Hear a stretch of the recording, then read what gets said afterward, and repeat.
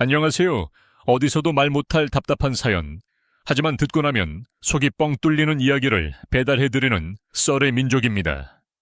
오늘의 사연은 25년 동안 내 물건과 인생을 탐내며 가스라이팅 해온 사촌 동생이 결혼식까지 망치려 한다는 사실을 알게 되고, 친척들이 모두 모인 자리에서 동생의 추악한 민낯과 범죄 증거를 공개해 호적에서 파내다시피 하고 법적 처벌까지 받게 한 사연입니다. 그 사연을 지금 바로 시작하겠습니다.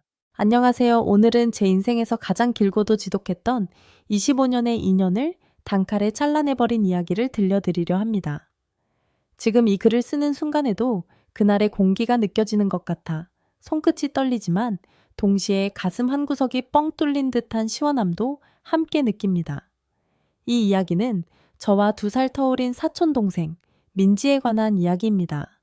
아마 여러분 주변에도 한 명쯤은 있을 법한, 하지만 절대 가까이에서는 안 될 그런 부류의 사람에 대한 경고이기도 합니다.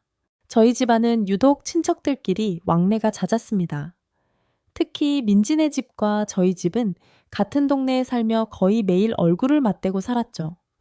민지는 어릴 때부터 유독 저에 대한 집착이 강했습니다. 제가 새 인형을 사면 울고불고 난리를 쳐서 결국 자기 것으로 만들었고, 제가 예쁜 옷을 입으면 언니한테는 안 어울려, 나 주면 안 돼? 라며 부모님들을 부추기곤 했습니다. 어른들은 그저 동생이 언니를 너무 좋아해서 그러는구나, 네가 언니니까 양보해라 라는 말로 모든 상황을 정리하셨죠. 그 양보라는 단어가 제 목을 조르는 밧줄이 될 줄은 그때는 몰랐습니다. 시간이 흘러 성인이 되어서도 민지의 기행은 계속되었습니다. 제가 어렵게 공부해서 대기업에 입사하자 민지는 갑자기 전공에도 없는 자격증 공부를 시작한다더니 결국 제가 다니는 회사의 협력사에 계약직으로 들어왔습니다. 그리고는 온 동네에 우리 언니랑 나랑 같은 계열사에서 능력 발휘 중이다 라며 소문을 내고 다녔죠. 제가 남자친구를 소개해주면 민지는 어느새 그 남자친구의 SNS를 찾아내 팔로우를 하고 언니 몰래 상담할 게 있다 라며 연락을 취하곤 했습니다. 그런 민지의 행동을 지적할 때마다 민지는 눈물을 뚝뚝 흘리며 언니, 나는 그냥 언니가 너무 좋아서 친해지고 싶었을 뿐이야. 언니는 왜 나를 그렇게 나쁘게만 봐? 라며 저를 예민한 사람으로 몰아갔습니다. 그러던 저에게 기적 같은 사람이 나타났습니다. 지금의 남편인 동국 씨였습니다. 동국 씨는 제 내면의 상처를 유일하게 알아봐준 사람이었고 민지의 교묘한 이간질에도 흔들리지 않는 든든한 버팀목이었습니다. 저희는 2년의 열애 끝에 결혼을 약속했습니다. 그런데 제가 결혼 소식을 전하자마자 민지의 눈빛이 변하기 시작했습니다. 그동안은 제 소지품이나 옷을 탐냈다면 이제는 제 인생 전체를 탐내는 것처럼 보였습니다. 결혼 준비가 시작되자 민지는 본격적으로 제 스토커가 된 듯 굴었습니다. 제가 예약한 예식장, 제가 고른 드레스숍, 심지어 신혼여행지까지 하나하나 캐묻기 시작했습니다. 처음에는 그저 축하해주고 싶은 마음이겠거니 생각하며 대충 대답해 주었지만 민지는 그 정보를 이용해 상상도 못할 짓을 저질렀습니다. 제가 고심 끝에 고른 본식 드레스를 알아내어 똑같은 디자인의 옷을 인터넷에서 저렴하게 주문한 뒤 가족 모임에 입고 나온 것이었습니다. 언니, 이거 언니가 고른 드레스랑 비슷하지 않아? 내가 입어보니까 너무 예뻐서 그냥 사버렸어. 언니도 안목 진짜 좋다. 가족들이 모인 자리에서 환하게 웃으며 말하는 민지를 보며 제 가슴 속에서는 어이가 없고 화가 치밀어 오르는 게 느껴졌습니다. 하지만 그것은 시작에 불과했습니다. 민지는 제 남편이 될 동국 씨에게 밤마다 술에 취해 전화를 걸어 사실 언니가 예전에 만나던 남자가 있었는데 아직도 못 잊고 있다 라며 근거 없는 낭설을 퍼뜨렸고 시댁 식구들에게는 제가 마치 사치스러운 생활을 즐기는 여자처럼 보이도록 교묘하게 말을 지어냈습니다. 결혼식을 한 달 앞둔 어느 날 저는 우연히 민지의 휴대폰에서 충격적인 단톡방 내용을 보게 되었습니다.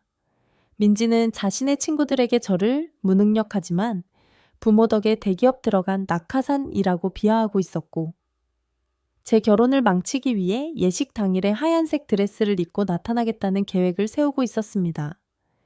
심지어 동국 씨를 유혹해 결혼을 파탄내겠다는 파렴치한 농담까지 서슴지 않았죠. 그 순간 제 가슴 깊은 곳에서 뜨거운 불길이 치솟아 올라 온몸에 신경을 팽팽하게 당기는 기분이었고 화가 머리 끝까지 치밀어 시야가 붉게 물들었지만 저는 소리를 지르는 대신 입술을 꽉 깨물었습니다. 여기서 화를 내면 또다시 저만 예민한 언니가 될 뿐이었습니다. 저는 조용히 민지의 대화 내용을 모두 캡처해 제 메일로 전송했습니다. 그리고 그동안 민지가 제 주변 지인들에게 보냈던 이상한 메시지들, 동국 씨에게 밤마다 전화했던 기록들을 하나하나 수집하기 시작했습니다. 복수는 아주 치밀하게 진행되어야 했습니다. 저는 민지에게 아무것도 모르는 척 계속 다가갔습니다. 민지가 제 결혼식에 입고 오려던 하얀색 원피스가 무엇인지 정확히 파악했고 그녀가 친척들 사이에서 어떤 거짓말을 하고 다니는지도 빠짐없이 체크했습니다. 그리고 대망의 날이 다가왔습니다.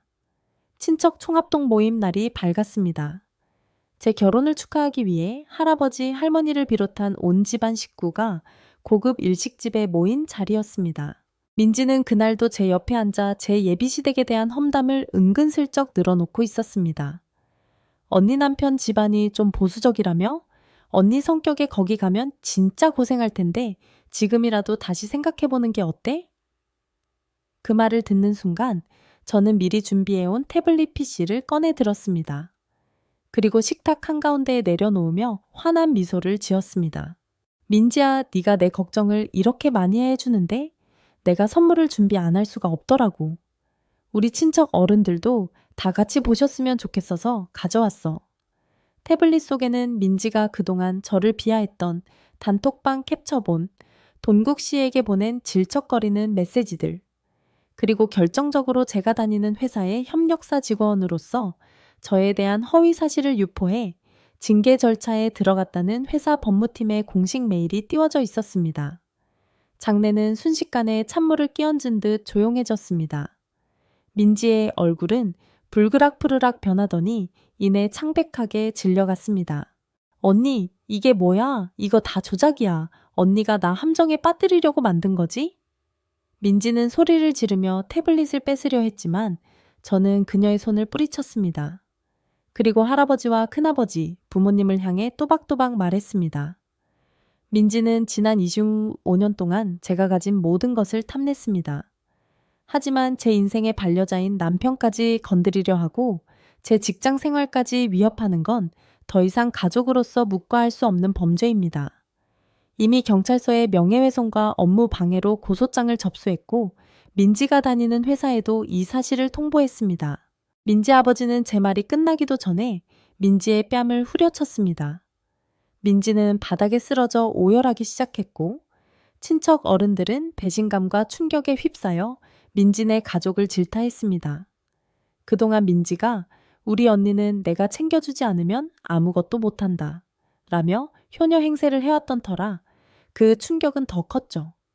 저는 그 아수라장 속에서 가방을 챙겨 일어났습니다. 그리고 마지막으로 민지에게 다가가 귓속말을 남겼습니다. 민지야, 네가 입으려던 그 하얀 원피스 경찰서 조사받으러 갈 때 입으면 딱 어울리겠다. 내 인생에서 이제 너라는 오물은 완전히 치워졌어. 그날 이후 민지는 친척들 사이에서 완전히 매장당했습니다. 제 직장 근처에도 얼씬거리지 못하게 접근 금지 가처분 신청까지 마쳤고 민지는 결국 회사에서 해고되었습니다. 민지의 부모님은 저희 집에 찾아와 무릎을 꿇고 빌었지만 저희 부모님 또한 이번만큼은 단호하셨습니다. 자식 교육 잘못 시킨 죄로 우리 딸 가슴에 대못 박은 사람들 다시는 보고 싶지 않다 라며 소금을 뿌려 내쫓으셨죠. 결혼식은 그 어느 때보다 평화롭고 아름다웠습니다. 민지와 그 가족들이 없는 예식장은 공기부터가 달랐습니다. 동국 씨는 제 손을 꼭 잡으며 고생 많았어. 이제는 누구에게도 너를 양보하지 마 라고 말해 주었습니다. 그 말을 듣는 순간 지난 25년간 쌓였던 모든 울분이 눈물과 함께 씻겨 내려가는 기분이었습니다. 지금 저는 남편과 함께 새로운 도시로 이사해 행복한 신혼생활을 즐기고 있습니다. 민지는 벌금형을 선고받고 현재는 지방의 한 공장에서 아르바이트하며 지낸다는 소식을 건너 들었습니다. 하지만 저는 더 이상 그녀의 소식을 궁금해하지 않습니다. 제 인생의 주인공은 저라는 사실을 너무 늦게 깨달았지만 이제라도 그 권리를 찾았으니까요. 여러분, 가족이라는 이름으로 인생을 갉아먹는 사람이 있다면 절대 주저하지 마세요. 인내와 양보는 그것을 받을 자격이 있는 사람에게만 베푸는 미덕입니다. 자신을 지키기 위해 휘두르는 칼은 결코 폭력이 아니라 당신의 삶을 지키기 위한 고귀한 선택입니다. 제 긴 이야기가 비슷한 상황에서 고민하고 계실 누군가에게 작은 용기가 되었으면 좋겠습니다. 세상에는 참 좋은 사람이 많습니다. 굳이 나를 아프게 하는 사람에게 매달려 소중한 시간을 낭비하지 마세요. 제가 민지를 끊어내고 나서야 비로소 진정한 평온을 얻었듯 여러분도 여러분만의 평화를 찾으시길 진심으로 응원합니다. 결국 인생은 내가 선택한 사람들로 채워지는 정원과 같습니다. 잡초를 뽑아내야 예쁜 꽃이 피듯 독 같은 사람들을 솎아내야 진정한 행복이 깃듭니다. 긴 글 읽어주셔서 감사합니다. 오늘 사연은 여러분들이 원하는 결과였나요?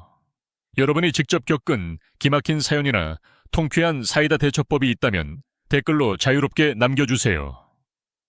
재미있는 사연이 있다면 다음 영상에서 소개해드리겠습니다. 지금까지 뻥 뚫리는 이야기를 배달해드리는 썰의 민족이었습니다.